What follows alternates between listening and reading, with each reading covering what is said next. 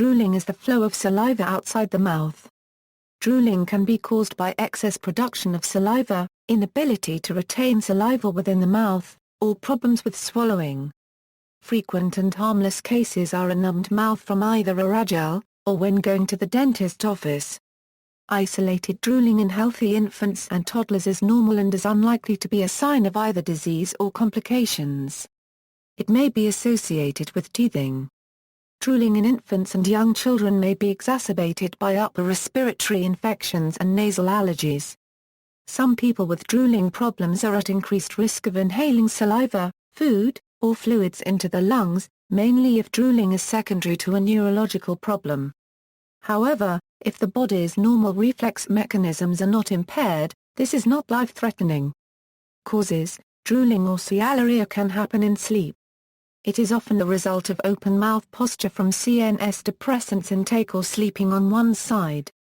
In sleep, saliva may not build at the back of the throat, triggering the normal swallow reflex, thus allowing for the condition. Stroke and other neurological pathologies, intellectual disability, cerebral palsy, amyotrophic lateral sclerosis, tumors of the upper aerodigestive tract, Parkinson's disease, rabies, mercury poisoning. Drooling associated with fever or trouble swallowing may be a sign of an infectious disease including retropharyngeal abscess, peritonsillar abscess, tonsillitis, mononucleosis, strep throat. Exercise can cause a severe amount of saliva build-up in the mouth, making it very difficult to breathe. A sudden onset of drooling may indicate poisoning or reaction to snake or insect venom. Some medications can cause drooling as well, such as the pain relief medication Orajel, by mucosa numbness. Some neurological problems also cause drooling. Excess capsaicin can cause drooling as well, an example being the ingestion of particularly high Scoville unit chili peppers. Home care for drooling due to teething includes good oral hygiene. Ice pops or other cold objects may be helpful. Care must be taken to avoid choking when a child uses any of these objects. Drooling is also common in children with neurological disorders and those with undiagnosed developmental delay. The reason for excessive drooling seems to be related to lack of awareness of the buildup of saliva in the mouth, infrequent swallowing, inefficient swallowing, impossibility of swallowing by obstructive diseases, impossibility of swallowing by neurodegenerative diseases.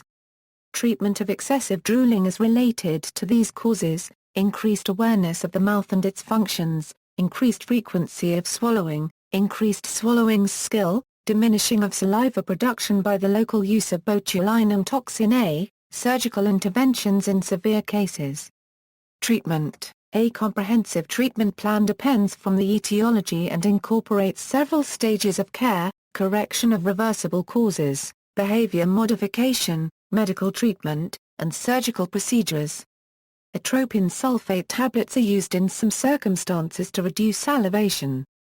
The same for anticholinergic drugs, which can be also a benefit because they decrease the activity of the acetylcholine muscarinic receptors and can result in decreased salivation. They may be prescribed by doctors in conjunction with behavior modification strategies. In general, surgical procedures are considered after proper diagnosis of the cause and evaluation of non-invasive treatment options. Some drugs had been used as glycopyrrolate and botulinum toxin A. History: Freud's theory was that drooling occurs when in a deep sleep and within the first few hours of falling asleep. This is why those who were affected by the unfortunate disease suffer severe cases while napping rather than in night sleep. See also, slobbers, references. External links: NIH site on drooling, 11.